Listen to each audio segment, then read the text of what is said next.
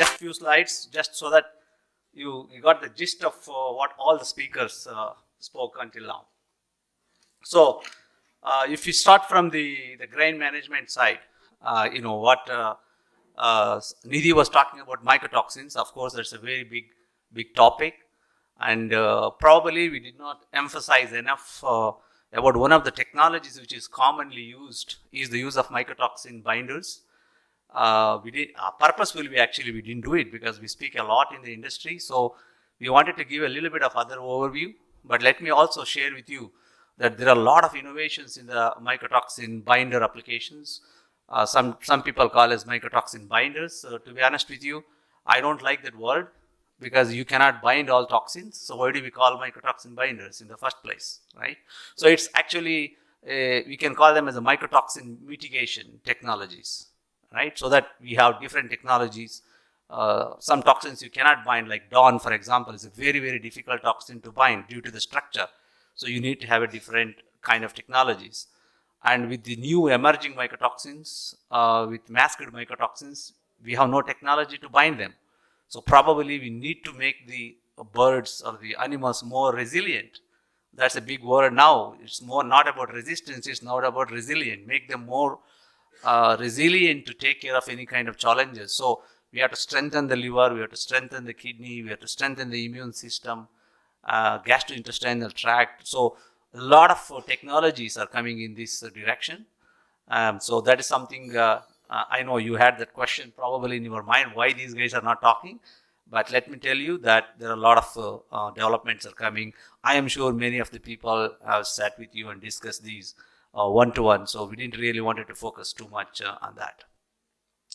So let me give you a few key points. So of course, number one, we need to live with mycotoxins. In this scenario, we just say the mycotoxin is due to bad infrastructure storage facility, okay?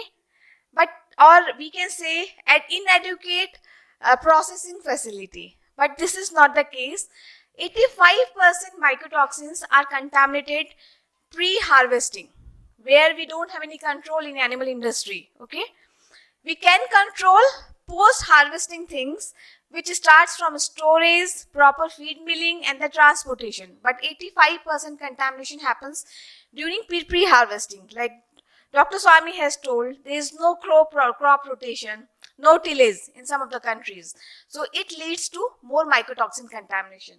We have to mitigate, we have to formulate some strategy to mitigate it. We should know which ingredients are dangerous for our feed business. So we have defined the highest risk ingredient. First of all, it's a rice products. So everybody, what was the perception? It was a corn, okay, or it could be groundnut meal. Yes, groundnut meal is there, but corn is not as dangerous as we have thought. It's a DORB, okay. DORB, de-oil rice bran, is a major culprit, where we have got highest contamination. Slam. So this is a method which is followed in common for silo facilities world over, which go into 4 pillars: that's sanitation, loading, aeration, and monitoring. These are the 4 main pillars of it, and it's not only used for reducing mycotoxins, but it should be used by any silo facility world over. To summarize, I think these are the few of the cornerstones where we spoke of how big the risk is and how much is the contamination level, which are the effective ways of cleaning. We spoke about aspiration system, we spoke about the gravity separation, the size separation, and finally followed by the optical sorting. If we use all these machineries, if we all use all these technologies, we can bring down the whole mycotoxin level to the permissible levels. Very simple. Just material in the feed mill and feed mill process. Just 2 members are source of molds. How to mitigate these 2 members? From quality control, and you have to have the certifications. In India, people say certification is get by only 5,000, 3,000. It's not issue. But you implement you don't take any certification. You have to need to purchase the certification, but implement the points. given in the certificate. Mycotoxins, because mycotoxins are natural toxins. They are not man-made toxins. They are not pesticides. They are not insecticides. They are natural. That means they are there everywhere. The way the fungus is there everywhere. You take any sample from this room, you will find molds, right? So what's the point of controlling something which we cannot control, right? So they are always there. You need to live with them. It's almost like what we experienced in Corona, right? So finally what we all decided, live with it, right? So we are living with it, but of course with the cautions. And that is something we need to manage with mycotoxins as well. The second point, so the effort should be made to minimize the impact of mycotoxins. I think today, all the speakers did a fantastic job in covering all the topics, right from the grain management. Wish we would have one agriculture expert also. Maybe in the future, we can bring one agriculture expert, his experience on crop rotation and, tilling, those kind of technologies. We should include agriculture people as well in these kind of forums. So, yes, grain management, grain treatment, feed mill hygiene, what Manish explained very nicely, mycotoxin binders, mold inhibitors, that is another area. A lot of people have done a lot of research. So these are all the areas where we need to employ. So many interventions, of course, they are produced in the field. That's what Nidhi was talking. They are actually 85% of them are produced in the field. So we don't have much control on that, and that's why we need to live with them and do something at the animal level to take care of them. Silos are a great invention. I always say this, maybe correct me Rohit and my friend from Bueller, but I always say this. In India we are used to using the gunny bags for storing our corn. So gunny bags are much better to store if you don't manage the silos better, right? Hardly 50 kgs of corn will be there in one gunny bag, and if that is dampened or whatever, something happened to that, it's easy to throw that one bag, right? But you now have a silo which is having probably 2,000, 3,000, 4,000 tons or even more. I saw in Tamil Nadu, a very giant silo at one of the feed mills. Probably that would hold more than 10,000 tons, right? So if you don't manage, if you don't want to spend on the grain management in the silos, better you don't put it. That's my take. Traveling globally, seeing the places, that's what I feel, that if you invest on something, you should have a budget to manage them, maintain them as well.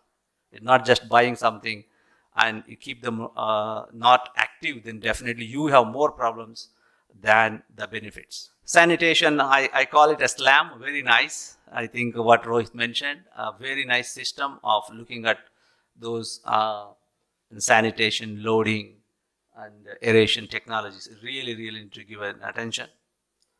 Grain sieving, I think it is no brainer because most of the mycotoxins are sitting in the outside of the grain. That's why you see, as Nidhi mentioned, there are more mycotoxins in the de-oiled rice bran, there are more mycotoxins in wheat bran, there are more mycotoxins in DDG, corn gluten meal. Why? Because the mycotoxin are concentrated in the outer part of the grain. If you take a corn or a wheat, you keep analyzing, you keep on removing the outer part, the mycotoxin level keep on coming down. That's called the purling technology. In Canada they use sometimes to remove the dawn from the wheat, for example. But unfortunately they are not practical because by the time you remove the grain, and 50% of the grain is gone, which you cannot manage economically, right? So it's very important topic touched upon by the colleagues. And of course, feed can be made with best quality raw materials. I know Jaffa does a great job. I know many other feed mills are sitting here a great job in quality control. But even after you make the feed, if you don't store the feed properly, then the feed can be contaminated as well. Only 5 days are required for the feed or the raw material to contaminate it with fungus and produce toxins. Only 5 days. The life cycle of the fungus is only 5 days. So if you keep the feed for more than 5 days and if you don't take care of them properly, then of course the feed, especially dairy feed, right, we keep for very long. Breeder feed, layer feed, we tend to keep a very long time, not like in broilers, which the rotation is very high. So it's very important to look at the feed as well. HACCP, I actually did an extensive study on this from Texas A&M. I was struggling to use HACCP for mycotoxin risk management. But I know what Manish mentioned, HACCP is for your own benefit. But in real term, HACCP is applied only when the toxins or whatever is having human health effect, right? Like for example, aflatoxin M1 in milk, which is a big problem in Maharashtra and many parts of India, right? So to control that, yes, that is a HACCP program, but HACCP can be used anywhere to improve the efficiency of the feed mill, right? Quality control system, hygiene audit, these are all very key. I think that's what the speakers were mentioning as well.